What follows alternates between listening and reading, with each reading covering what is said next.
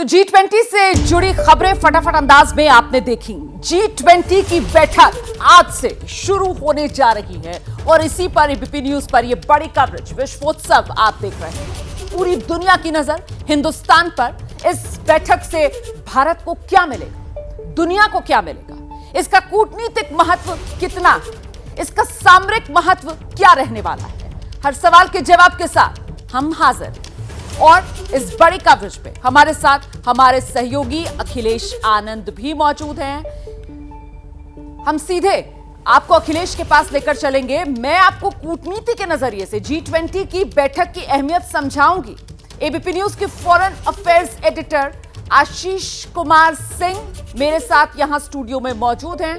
अखिलेश आनंद जो हैं वो सामरिक महत्व की बात करेंगे। उनके साथ एबीपी न्यूज के डिफेंस एडिटर आशीष सिंह मौजूद हैं। और आइए सबसे पहले शुरुआत इस वक्त की बड़ी खबर से करने जा रहे हैं। हम जानकारी मिल रही है जर्मनी के chancellor Olaf Scholtz air force station Palam पहुंच चुके हैं। तो जर्मनी के चांसलर पहुंच गए हैं दिल्ली और अब बस फ्रांस के मुखिया के पहुंचने का इंतजार है, जो दोपहर करीब 12:30 बजे पहुंचेंगे। लेकिन आज सुबह जर्मनी के चांसलर ओलाफ स्कॉल्स को पहुंचना था और वो पहुंच चुके हैं। केंद्रीय मंत्री भानु प्रताप सिंह उनकी अगवानी के लिए एयरपोर्ट पर मौजूद। भव्य स्वागत जर्मनी के चांसलर का भी उसी रूप में किया गया है जिस तरीके से दुनिया भर के तमाम राष्ट्र प्रमुख जब भारत पहुंच रहे हैं G20 समिट में हिस्सा लेने के लिए, उनका भव्य स्वागत किया जा रहा है। तो ये देख रहे हैं आप जर्मनी के चांसलर जो पहुंचे हैं शिरकत करने के लिए G20 समिट में। और आपको बता दें द्विपक्षीय बातचीत भी आज जर्मनी के चांसलर के साथ भारत की होनी है। प्रधानमंत्री नरेंद्र मोदी और ओलाफ स्कॉल्स की वार्ता भी आज ही होगी।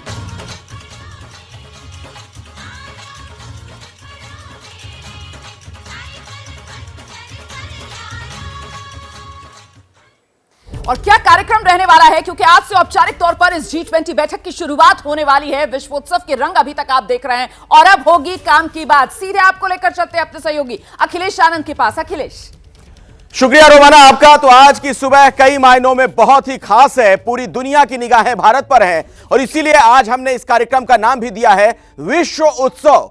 पूरी दुनिया का आज उत्सव। देश की राजधानी दिल्ली में इस वक्त में भारत मंडपम में उस कमरे में मौजूद हूं जहां पर तमाम देशों के मुखिया मौजूद होंगे हमारे प्रधानमंत्री नरेंद्र मोदी के साथ। और अहम बैठक यहां पर होगी। इस ऐसी वार्ता होगी जिस पर पूरी दुनिया की नजरें हैं कई लिहाज से, चाहे वो सामरिक लिहाज हो, कूटनीतिक लिहाज हो या फिर आर्थिक तौर पर हो। कुछ जानकारियां आपके सामने में रखने जा रहा हूं। आज का पूरा कार्यक्रम क्या रहने वाला है इस शेड्यूल पर जरा आप नजर डालिए।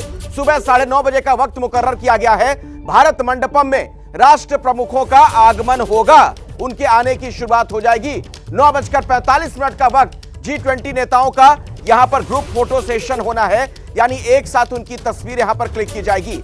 सुबह 10:15 बजे का वक्त प्रधानमंत्री मोदी का उद्घाटन भाषण होने वाला है।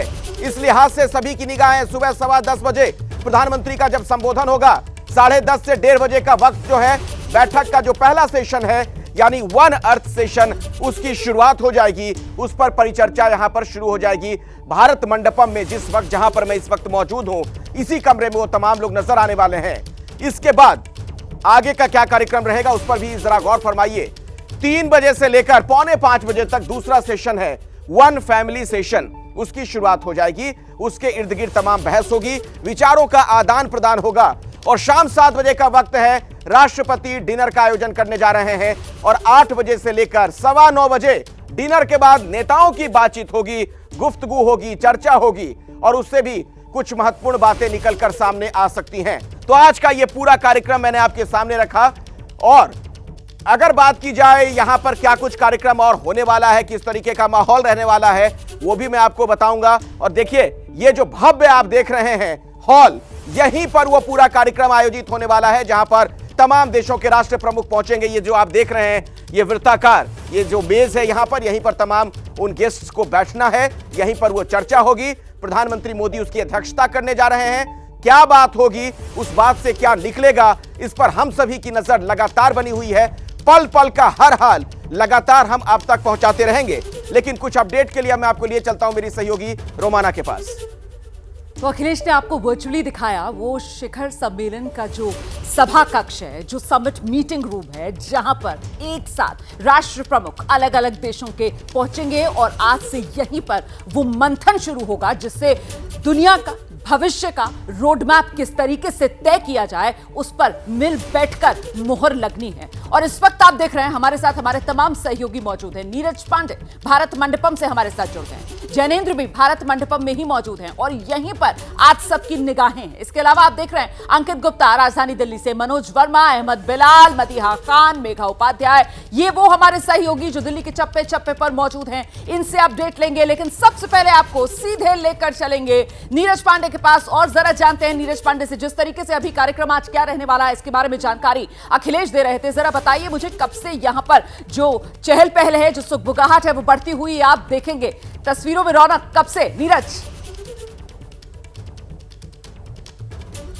रोमाना हलचल तो पिछले 24 घंटे से है, लेकिन जो इसका ऑफिशियल शुरुआत है वो 9:30 बजे से होगा। 9:30 बजे से मेहमानों का यहीं भारत मंडपम में आने का सिलसिला शुरू होगा और उसके बाद करीब 10:20 तक सारे मेहमान पहुंच जाएंगे और 10:30 बजे ठीक इनॉग्रल सेशन होगा। और इनॉग्रल सेशन प्रधानमंत्री नरेंद्र मोदी के भाषण के साथ होगा, जो भारत का विजन रखेंगे G20 के मेंबर्स के बीच में। जो तमाम 29 देशों के जो यहाँ पर प्रतिनिधि पहुंचे हैं, 29 देशों के राष्ट्राध्यक्ष पहुंचे हैं, उनके बीच में प्रधानमंत्री नरेंद्र मोदी अपना भाषण रखेंगे, अपना विजन रखेंगे। और भारत जो वसुधैव कुटुंबकम पर विश्वास रखता है, जो विश्व को एक परिवार की तरह समझता है और पूरे परिवार को एक साथ लेकर चलने की क्षमता भी रखता है और साथ में ले चलना चाहता है, उसका रोड मैप वो सभी राष्ट्राध्यक्षों के साथ रखेंगे। छोटी सी गुजारिश है नीरज आपसे भी, जैनेंद्र आपसे भी, कि जरा तस्वीरें अगर भारत मंडपम की आप लोग दिखा पाए। मैं जैनेंद्र का ही रुख कर लेती हूँ। जैनेंद्र, भारत मंडपम पर आप भी मौजूद हैं, तमाम तस्वीरें आज के दिन बेहद खास रहने वाली हैं और सबसे खास वो पहली तस्वीर, वो ग्रुप फोटोग्राफ जो G20 समिट न्यू दिल्ली की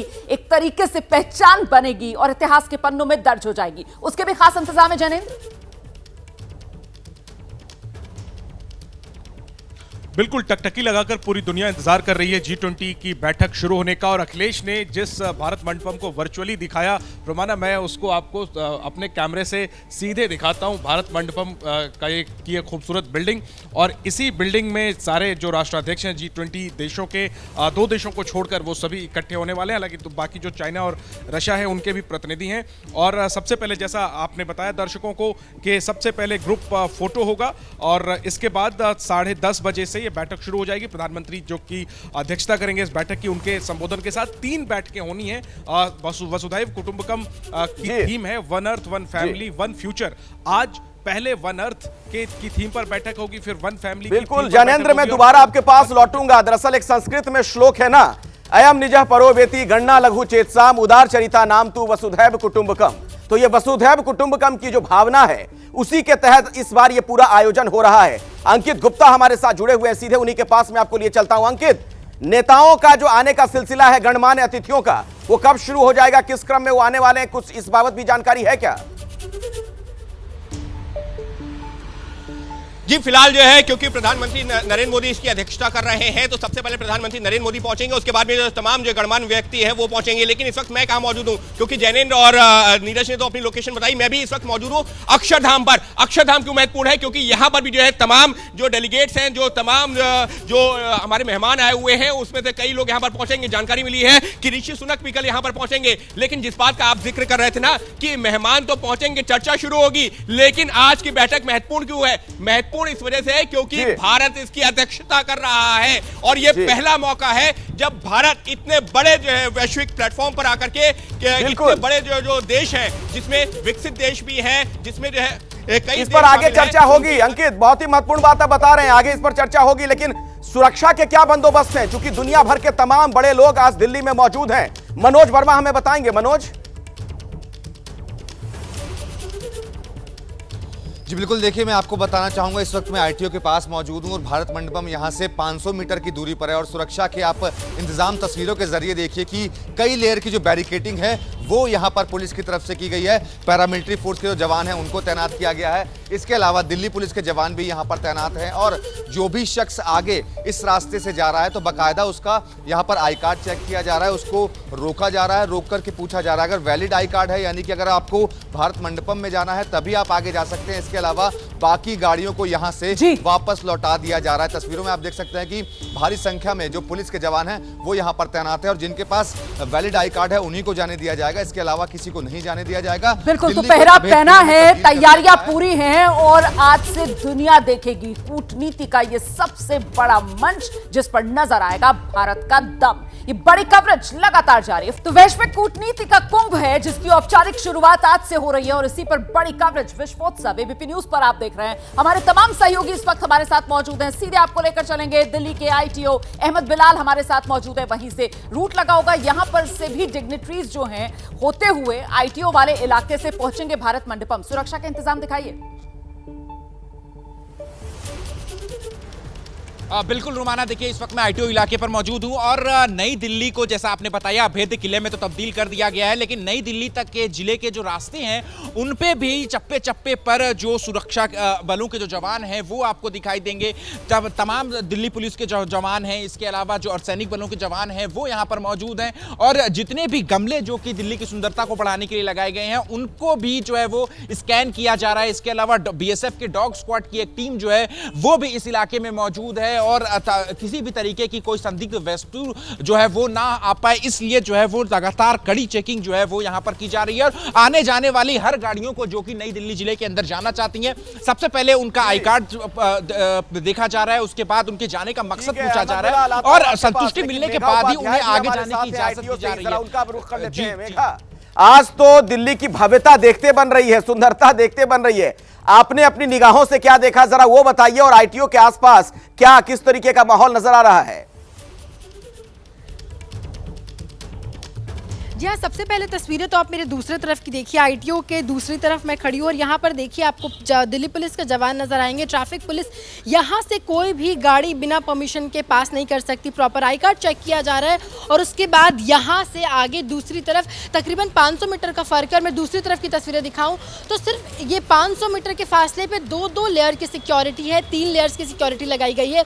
देखिए केवल यहाँ से वहाँ तक जाने में। और भव्यता और सुंदरता की बात करें तो पूरी दिल्ली को दुल्हन की तरह सजा दिया गया है। तमाम गमले खूबसूरती के लिए पौधे लगाए गए हैं, जगह जगह इस तरीके के बैनर पोस्टर मेरे पीछे मेरे कैमरा पर्सन आपको दिखाएंगे तो देखिए G20 ठीक मेरे पीछे आपको पोस्टर नजर आएगा।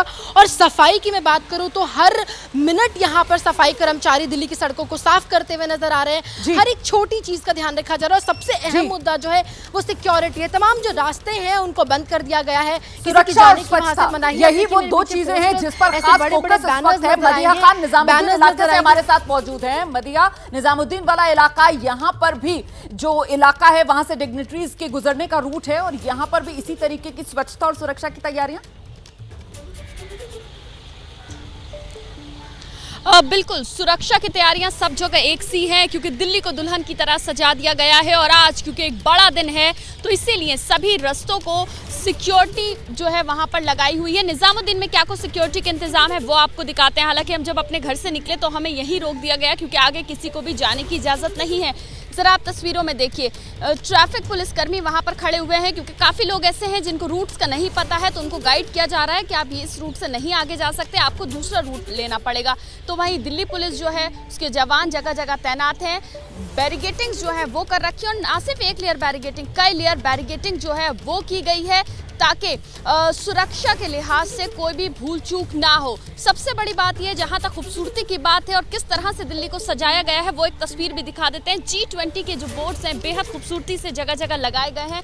जरा मेरे पीछे देखिए, वसुदेव कुटुंबकम जिसकी बार बार बात की जा रही है, जो थीम है G20 का, 1 अर्थ 1 फैमिली 1 फ्यूचर, तो उस तरह से G20 के बहुत खूबसूरती से बोर्ड जो है हर जगह लगाए गए हैं। तो मैं चाहूंगी तैयार दिल्ली और भारत की ये चमक और धमक जिसकी गवाह पूरी दुनिया बनेगी और इसकी शुरुआत एक तरीके से उन बैठकों के जरिए हो गई है, द्विपक्षीय वार्ता जो प्रधानमंत्री नरेंद्र मोदी कल से ही करना शुरू कर चुके हैं और इसमें सबसे महत्वपूर्ण अमेरिकी राष्ट्रपति जो बाइडेन के साथ प्रधानमंत्री नरेंद्र मोदी की कल जो द्विपक्षीय वार्ता हुई है। अमेरिकी राष्ट्रपति जो बाइडेन जैसे ही दिल्ली में लैंड किए सीधे वो प्रधानमंत्री आवास पहुंचे और वहां पर उनकी ये द्विपक्षीय वार्ता प्रधानमंत्री नरेंद्र मोदी के साथ। इंटरनेशनल डिप्लोमेसी में प्रधानमंत्री नरेंद्र मोदी का ये बड़ा दाव और किस तरीके से एजेंडा सेट पीएम की तरफ से कर दिया गया है। बाइडेन से मुलाकात के जरिए दुनिया को एक बड़ा संदेश जो प्रधानमंत्री नरेंद्र मोदी की तरफ से दे दिया गया है। इतना ही नहीं, जो एजेंडा सेट हुआ है उसके तहत 2028-29 में सुरक्षा परिषद के स्थायी सदस्य की दावेदारी भारत ने अपनी और मजबूत कर दी है और अगले साल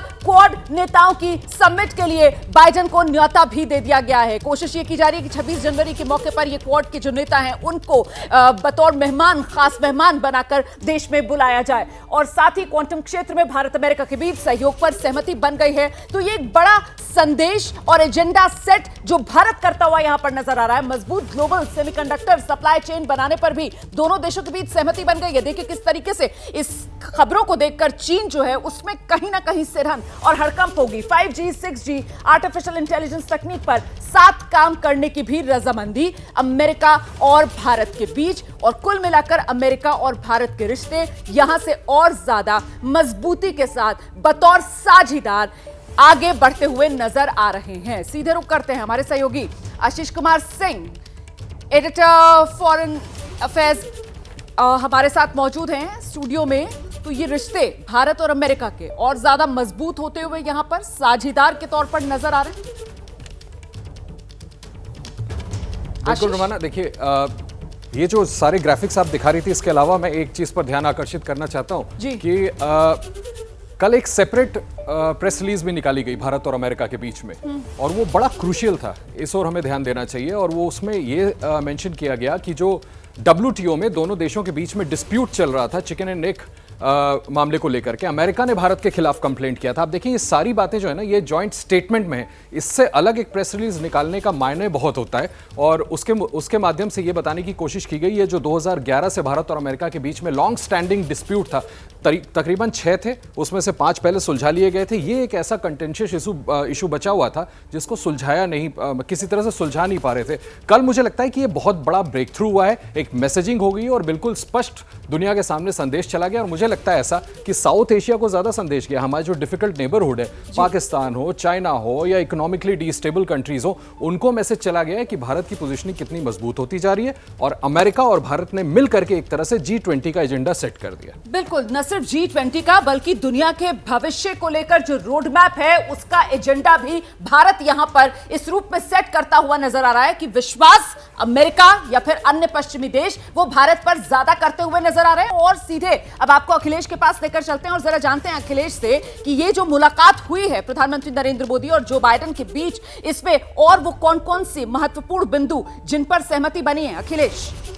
बिल्कुल रोमाना, तो मुलाकात हुई, क्या बात हुई, इस पर हर किसी की निगाहें हैं और एबीपी न्यूज आपके लिए एक्सक्लूसिव जानकारी लेकर सामने आया है। आपको हम बताने जा रहे हैं कौन सी वो प्रमुख बातें हैं। दोनों राष्ट्राध्यक्षों की जब मुलाकात हुई उसका जो निचोड़ है, जो बातें सामने आ रही वो आपके सामने है। देखिए 2024 क्वाड समिट के लिए बाइडेन को न्योता, ये एक बहुत ही महत्वपूर्ण डेवलपमेंट है, इस पर गौर फरमाइएगा। 2028 में यूएनएससी में स्थायी सदस्य के लिए समर्थन, यह भी बहुत बड़ा घटनाक्रम। ये जो मुलाकात हुई उससे ये 2 प्रमुख बातें निकली। तीसरी बात, नासा और इसरो मिलकर अंतरिक्ष में भेजेंगे एस्ट्रोनॉट, चूंकि अंतरिक्ष में अब भारत बहुत लंबी छलांग लगा चुका है। चौथी बात, 6G तकनीक पर साथ काम करने पर सहमति बन गई है, यानी 6G तकनीक पर अब दोनों राष्ट्र, दोनों देश साथ साथ काम करेंगे।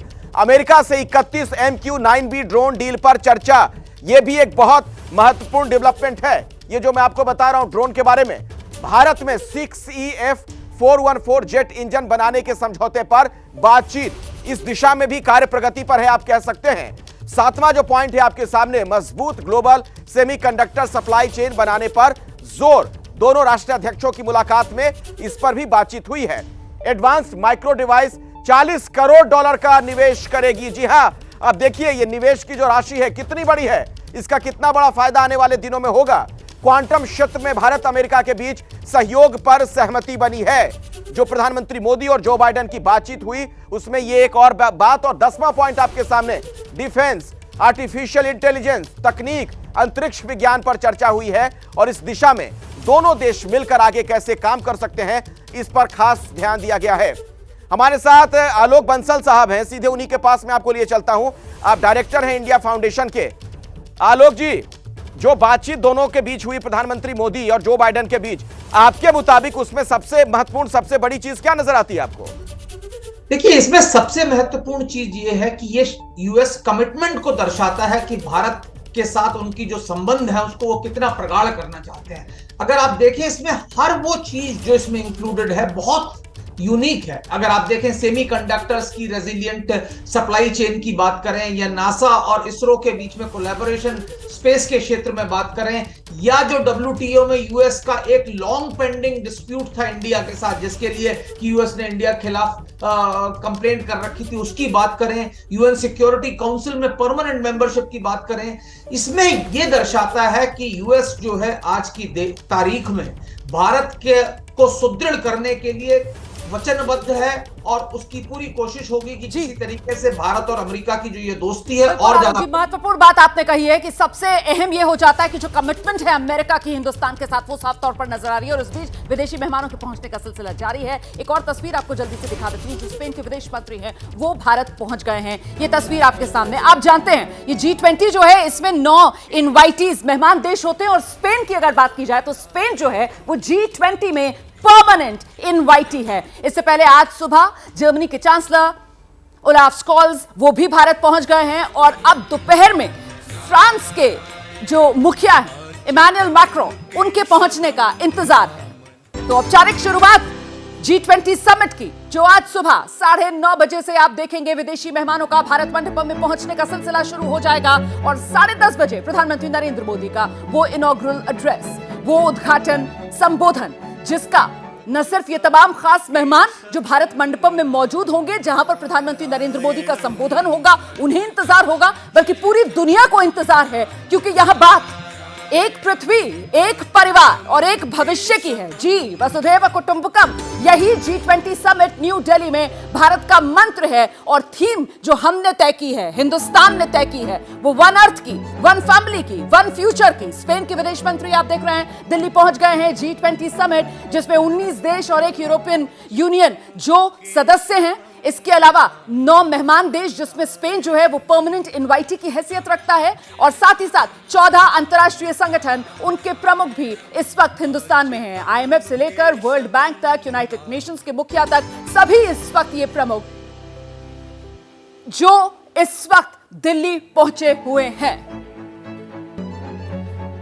और एक तरफ ये G20 समिट है, जहां पर इस मंच पर तमाम ये अलग अलग राष्ट्र प्रमुख संगठनों के मुखिया बैठेंगे, मंथन करेंगे, और साथ ही साथ वो द्विपक्षीय वार्ताएं भी जो G20 समिट के साइडलाइंस पर चलती रहेंगी। और इसी में महत्वपूर्ण आज जो यूके के प्रधानमंत्री ऋषि सुनक के साथ प्रधानमंत्री नरेंद्र मोदी की द्विपक्षीय वार्ता होनी है, उसमें कौन कौन से मुख्य मुद्दे रह सकते हैं, इस पर और जानकारी के लिए सीधे आपको लेकर चलते हैं हमारे सहयोगी अखिलेश आनंद के पास। अखिलेश जी बिल्कुल रोमाना, दर्शकों को हम बताएंगे कि ब्रिटेन के साथ जो मुलाकात हो रही है भारतीय प्रधानमंत्री की ब्रिटिश पीएम के साथ, द्विपक्षीय बातचीत है, बायलैटरल टॉक है।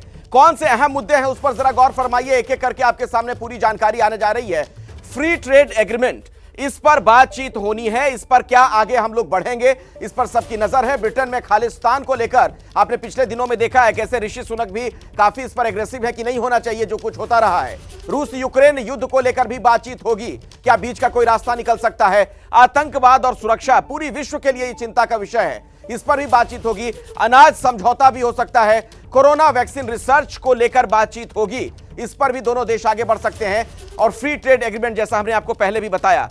मेरे साथ मेरे सहयोगी आशीष भी अब इस वक्त जुड़ गए हैं। आशीष, आपके मुताबिक क्या महत्वपूर्ण रहने जा रहा है जब ऋषि सुनक से ये पूरी बातचीत होगी, क्या निकलकर सामने आ सकता है? टॉप मोस्ट एजेंडा होगा फ्री ट्रेड एग्रीमेंट। वो इसलिए क्योंकि ब्रिटेन की अर्थव्यवस्था पूरी तरह से धराशायी होती रही है पिछले एक नहीं बल्कि 4 सालों में। स्पेसिफिकली अगर हम कोविड के ठीक पहले, कोविड के दौरान और कोविड के बाद का आपका समय देखेंगे, इसी वजह से 3 प्रधानमंत्री कुछ ही सालों के अंदर में, लगभग 3 सालों में 3 प्रधानमंत्री ब्रिटेन ने देख लिए हैं, केवल और केवल गिरती अर्थव्यवस्था की वजह से। और इसीलिए जो प्रमुख मुद्दा रहेगा ऋषि सुनक के लिए वो होगा फ्री ट्रेड एग्रीमेंट। उसमें टैरिफ्स को लेकर कुछ विशेष तौर पर बातें की जानी है। ये फ्री ट्रेड एग्रीमेंट ब्रिटेन और इंडिया के बीच में पिछले कई सालों से लगातार बातचीत के रूप में बढ़ रहा है, लेकिन डील नहीं हो पा रही है क्योंकि कुछ मुद्दे हैं और वो कांटे शायद इस बार निकल जाएंगे। तो इस पर हमारी नजर बनी रहेगी। जैसे ही कुछ अपडेट होगा, कोई जानकारी आएगी, दर्शकों तक वो हम इंफॉर्मेशन आगे पहुंचाएंगे। लेकिन फिलहाल रोमाना का रुख कर लेते हैं। रोमाना, देखिए, भारत और यूके के बीच ये जो द्विपक्षीय वार्ता है ना, इसमें सबसे महत्वपूर्ण ये रहने वाला है कि 2030 तक भारत और यूके इस लक्ष्य को हासिल करना चाहते हैं। दोनों देशों के बीच जो ट्रेड है जितना अभी है उसको सीधे डबल कर लिया जाए व्यापार को। क्या ये संभव हो पाएगा, इस पर हमारी नजर। और साथ ही साथ सबसे महत्वपूर्ण, प्रधानमंत्री नरेंद्र मोदी का G20 के इस मंच से दुनिया को संबोधन, उसमें क्या खास रह सकता है, बताएंगे आपको आगे। विश्वोत्सव G20 भारत की मेजबानी में औपचारिक शुरुआत आज सुबह होने वाली है और शुरुआत प्रधानमंत्री नरेंद्र मोदी के उद्घाटन संबोधन से होगी। प्रधानमंत्री नरेंद्र मोदी का इनॉग्रल एड्रेस, इसी से जुड़ी हुई बड़ी खबर ये कि आखिरकार अपने संबोधन में प्रधानमंत्री नरेंद्र मोदी किन किन मुद्दों पर बात रख सकते हैं। देखिए, पीएम के संबोधन से पहले बड़ी खबर यह मिल रही है, सप्लाई चेन को लेकर प्रधानमंत्री नरेंद्र मोदी बात रखेंगे। ग्लोबल नॉर्थ और साउथ के बीच जिस तरीके के समन्वय की जरूरत है उसको पीएम अपने भाषण में रेखांकित करेंगे। सौर ऊर्जा, क्लीन जो एनर्जी है, उसका जिक्र प्रधानमंत्री नरेंद्र मोदी के भाषण में किया जाएगा। ये वो तमाम ऐसे मुद्दे हैं जिसको लेकर भारत की अध्यक्षता में जो साल भर तक मंत्रियों से लेकर अन्य जो हाई प्रोफाइल बैठकें G20 की हुई हैं, जो 200 से ज्यादा बैठकें हुई हैं, जिसमें दुनिया भर के 25,000 से ज्यादा प्रतिनिधियों ने शिरकत की है, उन्होंने जिस तरीके की आम सहमति बनाई है, एक तरीके से उसी को भारत आज आवाज देता हुआ आशीष नजर आएगा। मुझे लगता है जरा इधर आ जाइए और बताइए दर्शकों को क्या कुछ खास रहने वाला है प्रधानमंत्री नरेंद्र मोदी के आज के संबोधन में। बिल्कुल, आपने जिन बातों का जिक्र किया है, प्रधानमंत्री मोदी उन इश्यूज को रेज करने वाले हैं जो टॉप सोर्सेज ने हमें जानकारी दी है, उसके मुताबिक ये खबर रोमाना मेरी सहयोगी जो आपको बता रही थी, प्रधानमंत्री फोकस करने वाले हैं रोमाना इन्हीं इश्यूज पर, coming together of world order, क्योंकि G20 में तमाम तकरीबन 43 देशों के, देखिए, महामारी कोरोना की, इसके अलावा रूस यूक्रेन युद्ध, वो जो दुनिया का ग्लोबल ऑर्डर है, वैश्विक जो एक व्यवस्था है, उसमें तब्दीली की साफ तौर पर इस रूप में जरूरत की ग्लोबल साउथ को और आवाज चाहिए, और वही आवाज मुखरता से प्रधानमंत्री नरेंद्र मोदी आज देते हुए सुनाई देंगे इस मंच से। बिल्कुल, डेवलपिंग नेशन के सबसे स्ट्रॉन्गेस्ट वॉइस के तौर पर प्रधानमंत्री आर्ग्यू कर रहे होंगे अपने केस को, और प्रधानमंत्री का अप्रोच ये रहने वाला है कि कोविड के बाद जिस तरह से महामारी झेली लोगों ने, उसके बाद सप्लाई चेन पर फोकस करने की जरूरत है और ह्यूमन अप्रोच पे प्रधानमंत्री फोकस करने वाले हैं। ये कुछ बड़े मुद्दे रहेंगे जो प्रधानमंत्री आज अपने भाषण में उठाएंगे, जो हम अपने दर्शकों को एक्सक्लूसिवली दिखा रहे हैं। रोमाना, इससे एक बात और निकल करके आती है कि प्रधानमंत्री कोई बहुत ज्यादा डिस्प्यूटेड इश्यूज को नहीं उठाना चाहते, वो उन चीजों पर फोकस करना चाहते हैं जिस पर दुनिया इकट्ठा हो सकती है। नॉर्थ और साउथ का जो डिफरेंस है, उस ब्रिज को बात जब G20 की हमें अध्यक्षता मिल रही थी बाली के अंदर, तब भी प्रधानमंत्री नरेंद्र मोदी की तरफ से साफ तौर पर कहा गया था कि साहब हमारी कोशिश रहेगी सबको हम साथ लेकर चले और एक समन्वय करते हुए, आम सहमति बनाते हुए हम विकास की तरफ कदम बढ़ाएं। और ऐसे में अच्छा, सीधे आपको लेकर चलते हैं हमारे सहयोगी अखिलेश के पास। शुक्रिया रोमाना आपका। और हमारे साथ एक और खास मेहमान जुड़ गए हैं, उनके पास मैं अपने दर्शकों को ले जाना चाहूंगा। संजीव श्रीवास्तव जी आप स्ट्रेटेजिक एक्सपर्ट के तौर पर हमारे साथ हैं। संजीव श्रीवास्तव जी, ये तमाम जो मुलाकातें होने वाली हैं उस पर तो सबकी निगाह है ही, लेकिन मैं आपसे थोड़ा यह समझना चाहूंगा, प्रधानमंत्री मोदी का वर्ल्ड लीडर के तौर पर जो कद नजर आया है पिछले दिनों में या पिछले कुछ महीनों सालों में, क्या वो जो कद है और मजबूत और सशक्त अब नजर आने वाला है G20 की बैठक के बाद? जी बिल्कुल। देखिए, भारत ने इस G20 के जो बैठक को जिस भावना के साथ आयोजित किया है, वसुधैव कुटुंबकम की भावना के साथ, one earth one family one future की भावना के साथ, सर्वे भवन्तु सुखिना की भावना के साथ, अतिथि देवो भव की भावना के साथ, वो जाहिर है कि भारत के प्रधानमंत्री के विजन के वजह से ये संभव हो पाया है कि भारत इतने महान विचारों के साथ इस समिट को आयोजित कर रहा है। और ये जो समिट एक ऐसे समय पे हो रही है कि जब पूरे विश्व में रणनीतिक अनिश्चितता बढ़ती जा रही है, और उस रणनीतिक अनिश्चितता की वजह से आर्थिक अनिश्चितताएं बहुत बढ़ रही हैं। यूक्रेन का संकट लगातार जारी है, और यूक्रेन के संकट की वजह से जो पूरे विश्व की एनर्जी सप्लाई चेन्स हो, फूड सप्लाई चेन्स हो, फर्टिलाइजर सप्लाई चेन्स हो, सभी पे बहुत ही नकारात्मक असर पड़ा है। और जो लो एंड मिडिल इनकम कंट्रीज हैं वो इससे गंभीर रूप से प्रभावित हुए हैं। तो एक ऐसे समय में कि जब इतना अनिश्चित दौर चल रहा है पूरे अंतर्राष्ट्रीय समुदाय में, ऐसे में भारत का इन महान विचारों के साथ, प्राइम मिनिस्टर श्री नरेंद्र मोदी का इन महान विचारों के साथ सामने आना, बिल्कुल बहुत महत्वपूर्ण जानकारी दे रहे हैं आप संजीव श्रीवास्तव जी। मैं लौटूंगा आपके पास भी, हम दोबारा आएंगे और दर्शकों को भारत मंडपम भी लिए चलेंगे। हमारे साथ नीरज हमारे सहयोगी वहां से जुड़ रहे हैं। क्या चल रहा है इस वक्त भारत मंडपम में? पूरी दुनिया की नजर है। नीरज, अभी वहां पर कुछ ही देर में तमाम जो अतिथि हैं आने शुरू हो जाएंगे, क्या कुछ अभी और आप देख पा रहे हैं, किस तरह की हलचल?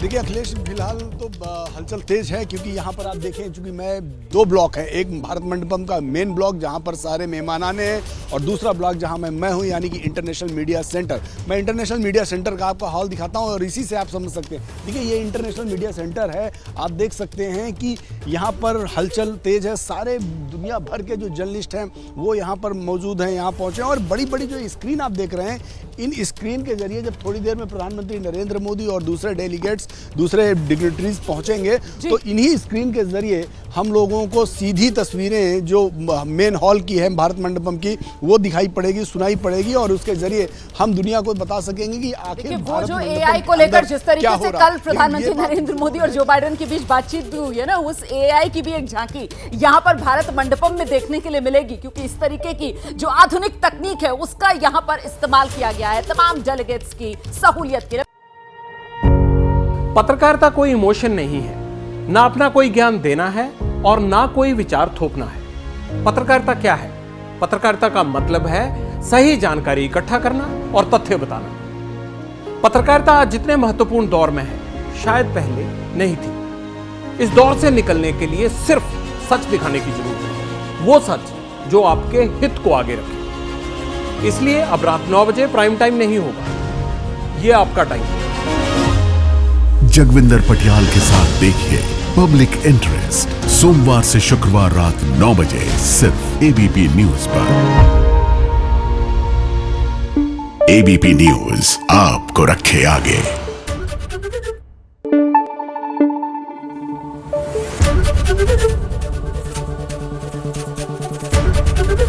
एबीपी न्यूज आपको रखे आगे।